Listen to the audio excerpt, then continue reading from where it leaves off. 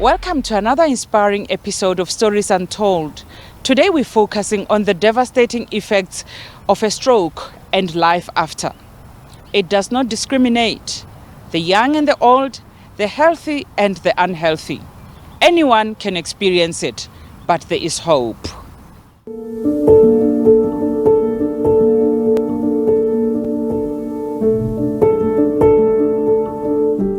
My name is George Scholar. I'm a stroke survivor. I was building a business, been married for 6 years. I used to ride motorbikes. Living down in the Western Cape, you've got so many open spaces to ride. I didn't see myself as the perfect candidate for a stroke. Yeah, and then out of the blue, your life changes. In April 2008, at the age of 37, George Scholar experienced a stroke. The stroke affected the right side of his body and his communicative skills. After his stroke, he was separated from his wife and he lost his business. Cognitively, you're not really there, so you don't really know what's going on. And you haven't really understood what it takes to recover. Your family are there and they're seeing what's going on. And they're not provided the correct and appropriate information. So it's important for the stroke survivor and their families to understand that when they come out of hospital, that is the worst they're going to be. George spent 2 months in hospital rehab. He was unable to speak and confined to a wheelchair and had to come to terms with the fact that he was disabled at the age of 37. Becoming disabled in your younger years just makes life a bit more difficult. So you need to learn skills to overcome those hurdles and overcome the disabilities. Now with stroke, you've got a physical disability and invisible disabilities. And those are the hardest to overcome. After experiencing both physical and non-visible disability, George was unable to find a support group that he could relate to. After my stroke, I wanted to reach out, but I couldn't find anyone to reach out to. And the one support group I did find, it was full of people aged 60s and 70s. And, I was in my 30s. So the dynamic didn't fit. How would they know what it's like to live another 30, 40 years? 132,000 South Africans experience a new or recurring stroke every year. 1/4 of survivors experience disability. Strokes are the leading cause of physical impairments worldwide. Anyone can have a stroke. Any age, any gender.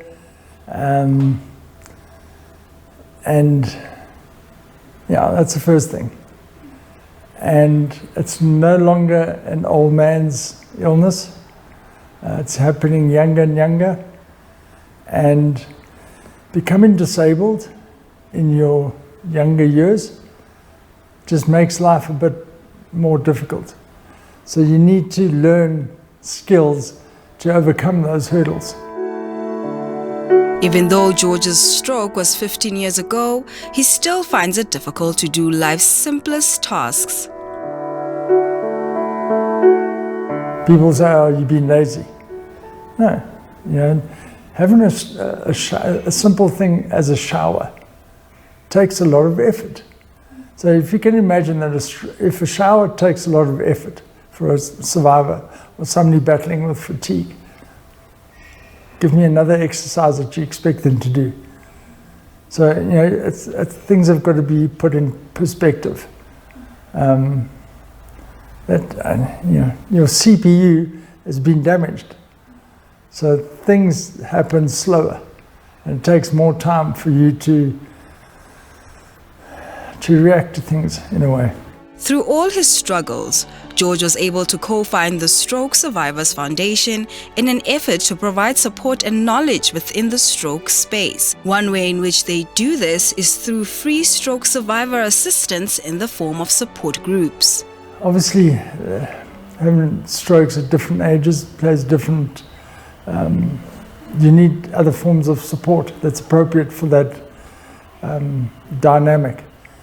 So if we can cater for all the different dynamics that are presented, then I think we're providing that hope that there is life post-stroke. George, we're not saying much about you. You're amazing, and I should never have been surprised. George has played an instrumental role in stroke survivor support within the country. Through his organization, the Stroke Survivors Foundation, they have been able to work with private rehabilitation centers to allow for free stroke survivor aid in the form of support groups. Today, the meeting is being hosted at Rehab Matters in Sandton. I've seen first-class care in government hospitals, and I've seen the worst possible care. So, unfortunately, it's a roll of the dice.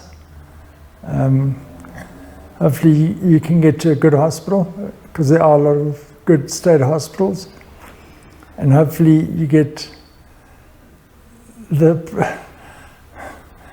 good staff that actually care, because they've got everything that they require. So yeah, it's a bit of a roll of the dice, unfortunately. The Stories Untold team had the opportunity to attend a support group meeting. This is where we met Carlo Minenza, who experienced a stroke earlier this year. He opened up and shared how the support group has helped him on his journey to recovery. I was quite shocked when it happened. Fortunately, my son was in the kitchen with me, and he saw it straight away, and he says, "Dad, you've just had a stroke." My face, he looked at my face and he says, "Dad, he wanted to call the ambulance," and I said, "No, leave it alone, it'll be fine, I've just had a blackout." The support group has helped in that you share your stories and you listen to other people's stories, and you think, you know, what I'm experiencing is nothing compared to what they're experiencing or living through at the moment. I've got support, I've got that support, I'm not experiencing that, I'm okay with it. And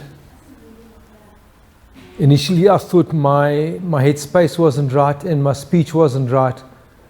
But when you come to these groups and you listen to the other people and say, you know what, I'm okay. Since I started being here, it has also given me extra tools of how to give you support. And one of the key aspects that I've got out of this group.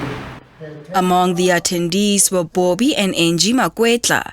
Angie experienced a stroke in 2020 and has been attending the meetings since March of this year. Bobby has been coming alongside his wife to show her support. Was just like that. Even with stroke survivors, I got to know them in March this year, and they've also been wonderful. George has been very supportive. I did not think that a stroke would affect me until it happened, and sometimes I just feel like throwing everything out and you know, but it gives one hope. Pauline Y experienced a stroke in 2019 while traveling back from Gqeberha with her family. While staying the night in Colesberg, she woke up feeling dizzy and fell. They rushed back to Johannesburg for her to receive medical attention. After being sent from pillar to post, she was diagnosed and told she had suffered a stroke. I thought that this, they weren't quick enough to see to my condition, because only the next day, then the doctor got the results from them to say that I had the stroke. And then they said I had a pontine stroke, so it affected the left side of my body. So by that time, I lost a lot of feeling. I couldn't talk, I couldn't walk, and then I think I couldn't eat, couldn't swallow. I must also say thank you very much to Hayley, because you inspired me a lot. And one last thing, I thank you for the stroke survivors. I'm grateful to George and to everybody else. Things that have happened to you, having a baby. Hayley Noble is one of the founding members of Rehab Matters and an occupational therapist. Hayley has worked with George in order to accommodate free support group meetings at her facilities. Seeing a lot of our stroke patients coming for therapy, maybe not always having the family support that they need, we just realized that we're passionate about getting our stroke survivors supported. And sometimes they need fellow stroke survivors to provide that support. Even for us as therapists, they'll sometimes say, but you don't know what it feels like to not be able to walk, or not to be able to use your arm, or not be able to talk to your family, or to go back to work. And so we just realized when George approached us and had formulated the Stroke Survivors Foundation, we said immediately, we're passionate about it, we want to support our stroke survivors, we want to be there and give back, not just the therapy, but we want to give back and allow them to have a space, a safe space, where they can gather and be together.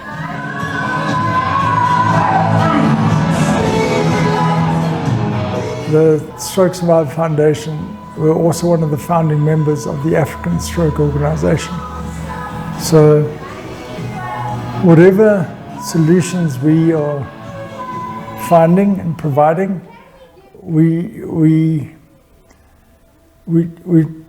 try to make them as easy to roll out, or to roll out to other countries, because I think all Africa and neighboring countries to South Africa are pretty similar in their structures and their public health.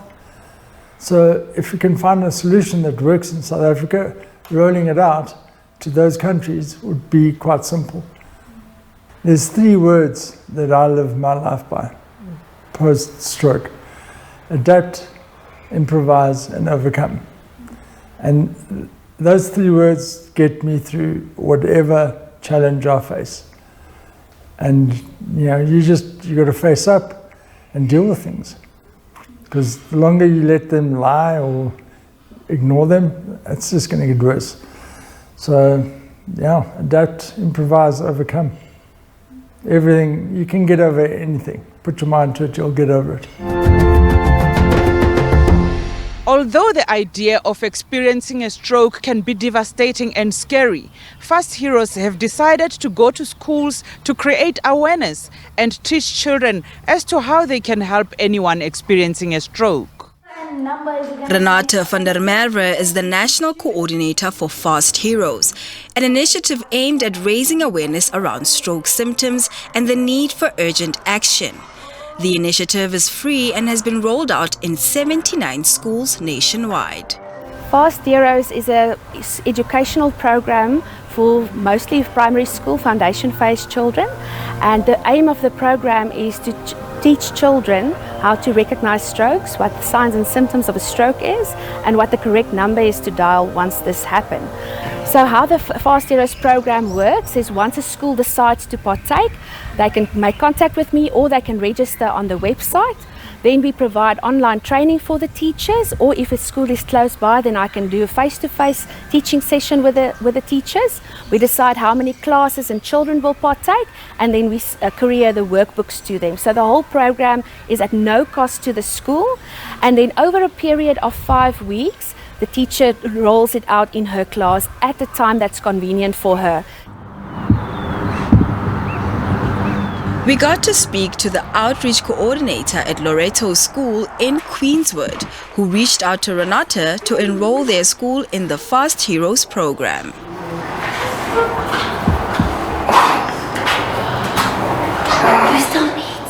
So what we did is we implemented this program in the month of October because at our school we celebrate the United Nations Days and World Stroke Day falls on the 29th of October. So we thought it would be a brilliant idea to do the 5-week program within the month of October. The children love the characters, they love the activities, they really enjoy the fact that they get to be superheroes and to save a life. Fast Heroes uses a range of activities and videos to engage young learners, making the learning process much more interactive. The clot causes the stroke, and where does the clot go through? To your foot? No. To your knee? No. Where? Your brain. So the superheroes are retired superheroes. They used to be able to pull funny faces and to do the heavy lifting and to sing songs and tell stories, but now they're not able to do so because of the strokes that they had. But Timmy and Tanya are the real heroes because they know how to recognize with facial drooping, with arm weakness, with speech impairment, and that they know that 112 is the emergency number to dial. So it's also linked to the one side of your face that's drooping, one arm that is weak, and 2 lips that are not speaking properly. There's our Armando. And he's fine. What happens when the stroke hits? It goes down. So the program was developed by the University of Macedonia with the support of the Angels Initiative. And we are lucky in South Africa that we've got the support of the Heart and Stroke Foundation and we've got endorsement by various medical societies. But the aim is just to get as many as possible children to know about this because ultimately this is a life skill. We also live in a society where children spend a lot of time with adults. So what happens to those adults if the children are the ones that's left alone and having to know what to do in such situations? And that's really the aim of the program. So in South Africa, we have about 79 schools that have signed up for Fast Heroes. Worldwide, our aim is to reach 1 million children.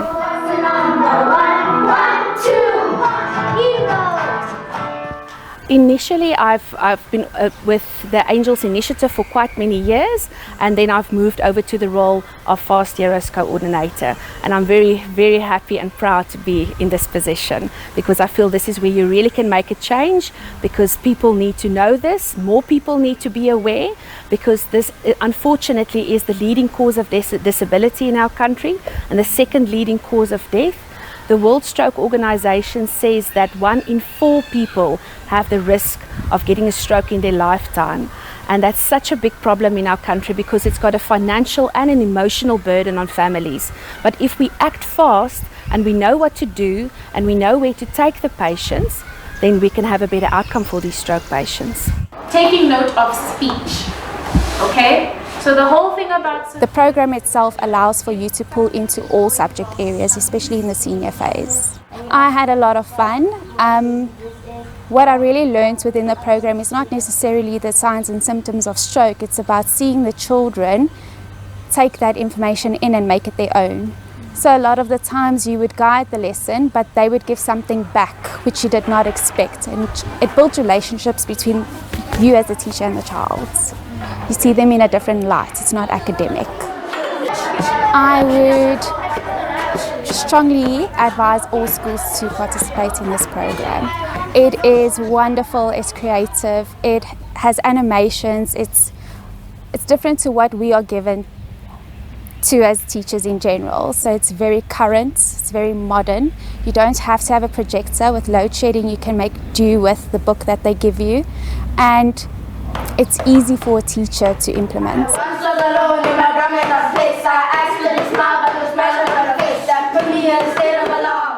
If they want to learn more about Fast Heroes, they can go to the website, which is www.fastheroes.com. They can also have a look at our Facebook page, which is Fast Heroes South Africa.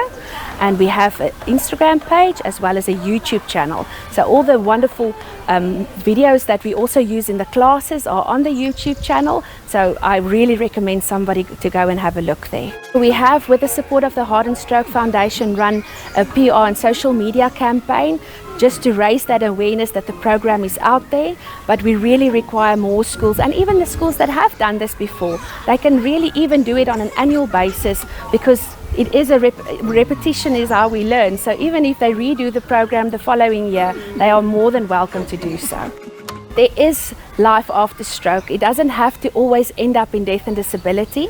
If we are aware, if we know what to do, if we act fast, if we are the fast heroes, we can have a positive impact on the outcome of stroke patients' lives.